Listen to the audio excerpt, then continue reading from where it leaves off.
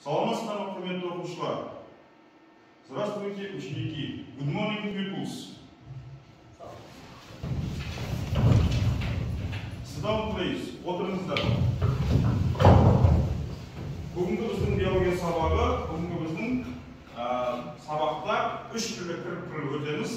Үш түрлі кіріп дегендіктен міндетті түрде терме сөздерді қайталап өтеміз.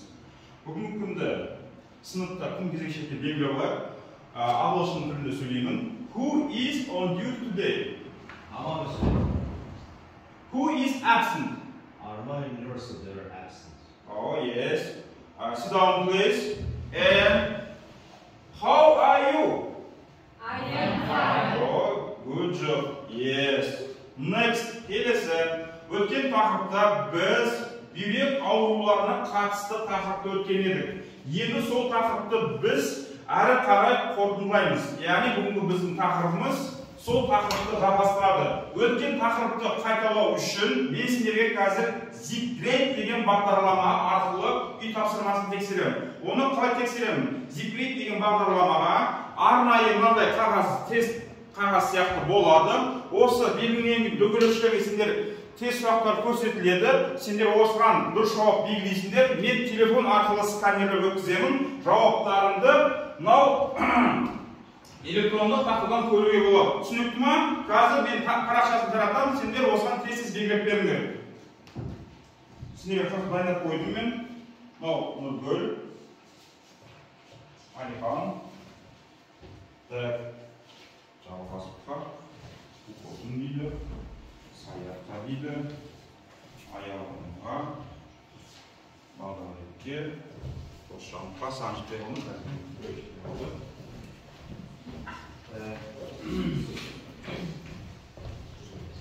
Әділет сағанында. Ана жерде кесте бермеген, кесте распон, name деген жерге ат жөні жазамыз. Мысалға, Саят болса, Саят. Date дегенге бүгін күнді белгілейміз. Және ана жерге период дегенге бір деп қойғандар болды. Бірінші период бұл. Түсінікті ме? Түсінікті ме? Түсінікті болса, тез белгілейміз. Мен оған кейін тест сұрақтарын дайындай берейін қармақ.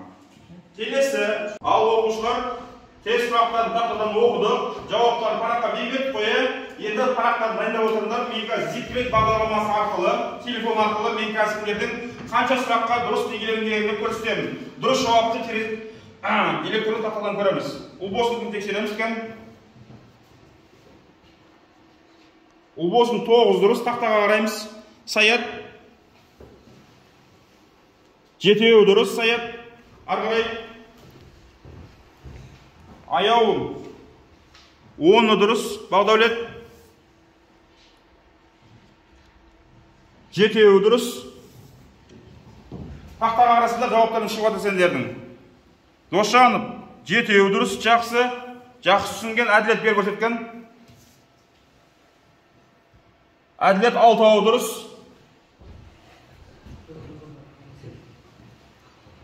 Жалғас 7 дұрыс. Кан Шамилова 8 дұрыс. Алихан 9 дұрыс. Тақтаға қараңдар, әнші шығып отыр еттік нөмірімен. Кан Нұргүл 9 дұрыс. Жақсы. Жақсы. Яғни біз өткен тақырыпты жақсы түсіндік деген ойдамын. Енді осы тақырыпты біз жалғастыру барысында бүгінгі жаңа тақырыпты бастаймыз. Біздің бүгінгі тақырыбымыздың тақырыбы, жаңа тақырып, тақтаға қараймыз. Яғни бөліп шығару жүйесі тақырыбы. Бүйрек жұмысына әсер ететін факторлар. Яғни бүйректің жұмысына қандай әсер ететін факторлар бар. Солардың алдын алуымыз керекпіз. Бүйрекке байқаңызда күш түспеу керек. Сол ауруын алдын алу үшін бүгінгі біздің тақырып осыған арналады деген. Ал бүгінгі тақырыптың біздің мақсаты оқушылар сендерге сабағымыздың тақырыбы. Концентрлер және сұйылған химиялық заттардың адам ағзасына әсері, бүйрек пен концентрация әсерінен бүйректің реттей алатын бақылауы және бүйректің жұмысына әсер ететін факторлар. Барлық критерийі оқушылар осы мақсатқа қол жеткізу керек. Концентрлер және сұйытылған дәрі заттардың айырмашылықтарын айыра білу керек. бүйрек несеп концентрациясы қалай әсер ететінін және сипаттай алу керек. Және бүйректің жұмысына әсер ететін себептерін бүйректен бөлінген улы факторлардың әсерінен алдын алу. Енді осы тақырыпқа байланысты біз кішігірім видео көрейік. Ал құрметті оқушылар, осы тақырыпты біз видео түрінде көрейік. Қазір сіздерге ағылшын тілінде айтылады, сол ағылшын тіліндегі видеоны тамашалаймыз. Назарларыңды тақтаға аударуларыңды сұраймын. Glomerular filtration.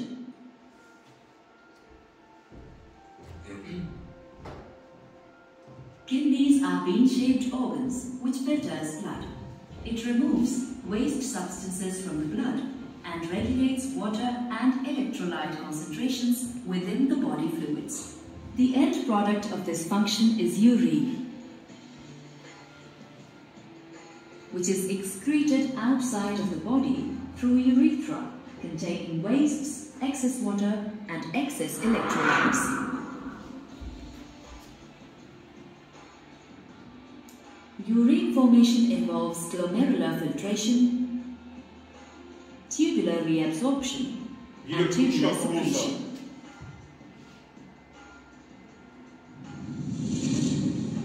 The nephron is kidney's functional unit. At the beginning of the nephron, the glomerulus is a network, tuft of capillaries that performs the first step of filtering the blood. The glomerulus is encased in thin, double-walled capsules called Bowman's capsule. The space inside the capsule and surrounding the glomerulus is called Bowman's space. Bowman's space.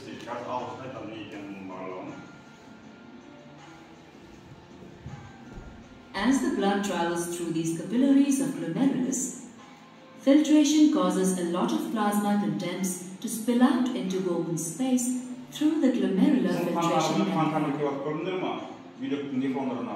It consists of 3 layers of capillary valve, endothelium, basement membrane, and epithelial podocytes. This membrane allows some particles of blood to pass through, but not all. The fluid that is filtrate from the capillary blood into Bowman's space is called filtrate and forms the primary urine. Glomerular filtration. Енді осының біз қазақ тілдегі мәтінін түсінейік. Жарайды ма? Көрейік. Ал қазақ тіліндегісі қандай болады екен? Бұл біз ағылшын тіліндегісін тыңдадық. Енді сіздерге түсінікті болу үшін мен қазір қазақ тіліндегісін көрсетейін. Ал қараймыз. Барлықтарыңызға сәлем достар. Бүйрек анатомиясын талқылаймыз. Бүйрек 12-ші кеуде, 3-ші, 4-ші белі омыртқасында орналасқан экскреторлы орган. Бүйрек арқылы күніне 1500-ден 1700 литрге дейін көлемде қан айналады. Бүйректің ең негізгі қызметі бұл ағзадағы барлық улы заттарды сыртқа шығару. Гомеостаздық қызмет тұрақтылықты сақтап тұрады. Тұрақтылықтың ішінде ең маңыздысы артериалдық қан қысымды нормада ұстау, заттардың метаболизмге қатысу қызметтерін атқарады. Бүйрек жалпы жұп мүше, олар екеу болады. Екі бүйректің массасы дене салмағының 0,45-0,70 пайызын құрайды. Құрамында 83% су, құрғақ қалдық 17 пайызын құрайды. Бүйректің анатомиялық құрылыстары несепағар, бүйрек венасы, бүйрек артериясы, ми қабаты, қатпарлы қабат, астауша, пирамидалар, тостағаншылардан тұрады. Келесі видеода біз бүйректі 3D моделінде қарайтын боламыз. Бүйрек несепағар, артериалинализ, венаринализ атты бүйрек қақпасынан құралады. Бұл жерден қан айналымы жүзеге асады, екі вена артерия арқылы. Сыртта фиброзды капсулалық қабат, оның астында бізде қыртысты қабаты, қыртысты қабатының астында мыйлы қабат орналасады, медулярлы қабат деп аталады. Қыртысты қабатта ең маңызды бізде нефрондар, бұл мыйлы қабатпен аралығында орналасады. Қыртысты мен мыйлы қабаттың аралығында. Нефрон 1-2 миллион нефрон бар, бұл бүйректің өлшем бірлігі. Бұл жерде ең маңызды қызмет реабсорбция, қайта сорылу қызметі. Организмге қажетті заттар, белок, электролиттер, глюкоза, су қайтадан артқа қарай организмге сіңіріліп отырады. Қажет емес заттар сыртқа қарай шығады. Шумақшадан, түтікшелерден құралады. Шумақшаның сыртын Боумен капсуласы құрайды. Видеода көріп отырғандарыңызда шумақшаның ішінде майда капиллярлы тор болады. Осы капиллярлы тордан біріншілік белоктар организмге қайтадан сіңіріліп отырылады. Альбумин, глобулин белоктар гломеруладан өтіп қараңыздар. Ақ сарғыш түсті құрылым бұл бізде белоктар. Бұл организмге қажет онкологиялық қысымды сақтап отыру үшін. Ары қарай бізде осылай нефрондар арқылы түтікшелер алып кетеді. Түтікшелерден жинақтағыш түтікше барлығы несеп ағарға, несеп ағар ұзын жұп түтікше, несеп ағардан ары қарай бізге қуыққа келіп зәр құйылады. Қуықтың өзінде диаметрі толғанша зәр сақталады. Қуықтан ары қарай несеп түтікше арқылы зәр сыртқа қарай шығарылады. Назарларыңызға көп рахмет. Яғни осы қуық арқылы бізде зәр түзіледі екен. Мына кітапты да қосымша көрсетіп кетейін. Мына адамның зәр шығару жүйесіндегі ең басты орган біздегі бұл не? Бүйрек екен. Осы екі бүйрек арқылы бізде күніне қанша деді жаңа? 1500 литр су сүзіліп өтеді екен. Оның барлығы артериалды қан тамыры арқылы келіп, көк вена қан тамыры арқылы сыртқа шығып отырады екен. Яғни біз бүйректі не істеуіміз керекпіз? Күтуіміз керекпіз. Яғни біз жатар орында немесе күнделікті далада жүрген кезде осы бүйректің қабынуын алуымыз керекпіз. Егер суды мөлшерден көп ішіп қойып, салқын тиюден сақтамасақ, біздің бүйректің осы нефрон, медилар арқылы суық тисе, ертең бізде осы қуық ауруына немесе зәрдің түзілуіне біз не істейміз? Ауруына ұшырайды екенбіз. Ал оқушылар, жаңа біз видеодан көрдік, енді бізде сәл назарларымызды слайдқа аударайық. Яғни бүйректің жұмысына әсер ететін бірінші фактор дейді. Яғни ол факторды атап өтейік. Біріншісі дейді ішімдіктің әсері дейді. Яғни бізде білесіздер ішімдік бұл сыра, арақ, пиво деген сияқтылар. Яғни улы заттар. Екіншісі диета және су дейді. Кейбір адамдар диета ұстайды, бүйректің жұмысын тоқтатуы мүмкін. Және шамадан тыс көп суды ішу бұл біздің бүйректің ауруына деген. Жоғары қан қысымы, қазіргі көп ортада білесіңдер, артериалды давление, қан қысымы көтеріліп кетуде бұл бүйрек ауруына алып келеді екен. Одан кейін диабет, сусамыр, қанттың қанға сіңбеуі, яғни сыртқа шығып кетуі. Одан кейін бүйректегі тастар, мына қазіргі кезде бізде фильтрленбеген суды ішеміз. Соның құрамында көптеген әктас заттар өте көп. Соның барлығы біздің бүйректің ішіндегі тасқа айналады екен. Келесі инфекция. Инфекция деген не ол? Көбінесе бұл жұқпалы аурулар. Қол жумай тамақ жей саламыз, жуылмаған заттарды пайдаланамыз, жуылмаған жерден тамақ ішеміз. Осының барлығы инфекциялық ауруға шығады екен. Ең соңғысы бүйрек аурулары, мысалы қатерлік ісік. Бұл қатерлік ісік өте ауыр екен. Енді құрметті оқушылар, дәптерімізді ашамыз. Бүгінгі күнді белгілейміз, сөйтеміз де ағылшын тілінде берілген сөздерді жазамыз. Назарларыңызды ортаға аударайық. Мына сөздерді дәптерге жазамыз. Бүйрек, бөліп шығару жүйесі, несеп жолы, қуық, несеп жолының шығару жолы, сүзу орталығы, тері және бүйректің құрылымы. Ал оқушылар кестені дәптерге жазып болса, енді мен қазақ тіліндегісін оқимын, сендер орыс тілі және қазақ ағылшын тіліндегі аудармасын оқып бердіңдер. Жарайды ма? Ал біріншісі бүйрек кім аударады? Ол досын аудара қой. Бүйрек, почки, кидней. Жақсы, отыра қой. Бөліп шығару жүйесі кім айтады? Алихан. Лимфная система, excretory system. Good job, отыра қой. Келесі, несеп жолын кім айтады? Несеп жолы, мочеточник, урентер. Урентер. Жақсы. Қуық дейді, қуық саят тұра қой. Қуық, мочевой пузырь, блатер. Жақсы. Несеп шығару жолы дейді, Досжанов. Несеп шығару жолы, мочепускательный Канал. урентер. Жақсы. Так, одан кейін сүзу орталығы, аяулым. Сүзу орталығы, органы, фильтры, органы. Жақсы. Одан кейін тері дейді, водолет. Кожа, скин. Кожа, скин. Соңғысы бүйректің құрылымы дейді, кім айтады? Нұргүл айтам дейді. Бүйрек құрылымы, строение почки, кидней, структура. Жақсы, good job, өте тамаша. Яғни сендер бұны түсінерден. Енді осының барлығымыз бірге айтып жіберейік, жарайды ма? Мен қазақшасын айтсам, ағылшын сіздерден кейін қайталап барлығымыз формуламен керек, жарайды ма? Repeat after for me. Once more. You are understand? Yes. Yes. Ал кеттік. Бүйрек, почки, кидней. Бүйрек, почки, кидней. Бөліп шығару жүйесі, выделительная система, External system. Жүйесі, система, external system. Жақсы. Несем жолы? Мочеточник уретті. Уретті. Жақсы. Қуы мочевой пузыр біледі. Жақсы. Несем шығару жолы? Мочепускательный канал уретті. Сүзу орталығы органы filter organs.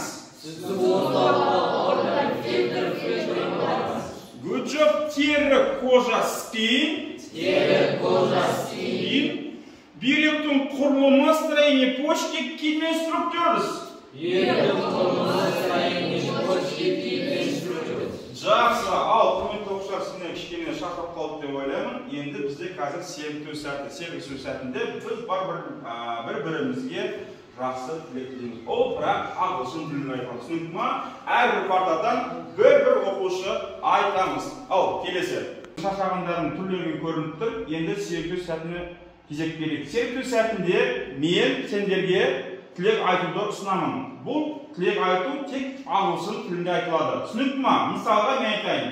I wish you happy деп айтамын. Сол сияқты сендерді солай айтасыңдар. Ал ол болсын. Саят қайта ғой. Саят, I wish you happy. Жақсы. Бағдәулет. I wish you good job. Good job. Жақсы. Алихан. I wish you all the best. Ой, жақсы. Күшті айтты. Ужас, I wish you health. Ой, good job. Очень хорошо вы высказали свое мнение. Сендер өте жақсы тілек айттыңдар. Мен де сендерге жақсы сабақта оқуларыңа және өмірде алғы болуларыңа тілектеспін. Ал енді біз осы бүгінгі тақырып бойынша Kahoot ойынын бастайық. Жарайды ма? Ал құрметті оқушылар, бүгінгі тақырыпты сендер қалай түсінгендерің туралы мен сендермен Kahoot ойынын келдім. Сендерге телефондарыңды алып, тақтаға көрінген Kahoot деп жазамыз. Kahoot деп шыққаннан кейін код келеді сіздерге. Осы кодты тез жазамыз. Ал Kahoot деп жазамыз. Коды 535 56 90. Аяулым Рамзан, Нұрик дейді, Ұлбосын дейді. Зор ат дегірсеңіз.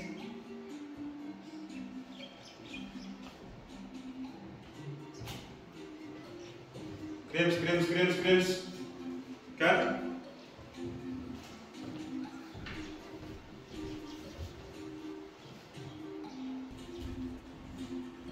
Лайк болдық па? Кірдік па барлығымыз? Ал кеттік. Старт дейді. Қазір сұрақ шығады. Сұрақ. 2, 1, старт. Сұрақ дейді. Зәр шығау жүйесінің ауруын атаңыз дейді. Нефроз, неврология, остеология. Қайсы дұрыс екен белгілейміз? 8 оқушы жауап берді. Қан жылдам. Секундымыз біздің кетіп жатыр. 2, 1. Дұрыс жауабы нефроз екен. 7 оқушы жауап берді. Күтмеген көрейік. Кейл деген азаматымыз бізде қазір алдауяр деген. Келесі. Бүйрек тасауының негізгі белгісі. Қан белгілейміз. Дұрыс жауабын белгілейміз. Жақсы. Жылдам белгілейміз.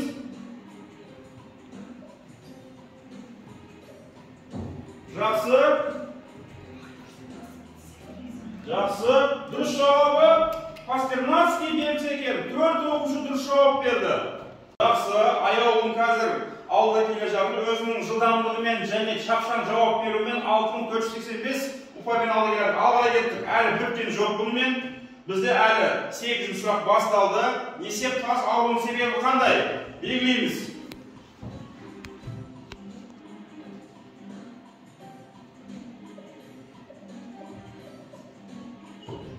Секунд қалды.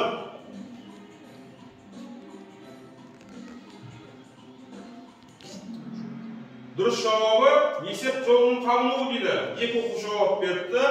Аяулым әлі алда. Ұлбосын шапшаңдықпен қазір 3-ші орынға көтерілді. Жақсы. Келесі 900 сұрақ несеп ағар терминінің аудармасы дейді. Жаңа ағылшын тілінде болған бізде бұл несеп ағар деген.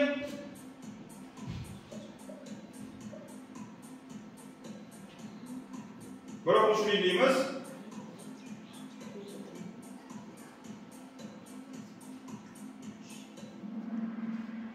Значит, точнее екен дұрыс жауабы. 5 оқушы дұрыс жауап беріпті. Ұлбосын төменге түсіп кетті. Ары қарай соңғы сұрақ. Бүйректегі нефрондардың саны қанша? Жаңа айтып кеттім мен. Дұрыс жауап береміз. 2 миллион, 5 миллион, 3 миллион, 1 миллион. Дұрыс жауабы 1 миллионға жуық екен. Ал енді кім қандай орынға келген? 3-ші орында Ұлбосын 7065 орынмен. 2-ші орында Бақдәулет 7184. 1-ші орында біздің Аялым өте жақсы. Аялым құтты болсын. 9-10 сұрақтың дұрысын 9 жауап беріпті. Бақдәулет 9-ның 10-нан, Ұлбосын 10-ның 8-не. Бақдәулет пен Аялым айырмашылығы уақытта дұрыс белгілеудің жылдан басу керек. Келесі сабақта Бақдәулет Аялымның озады деген ниеттемін. Ал бағаларында осыдан көре бердіңдер.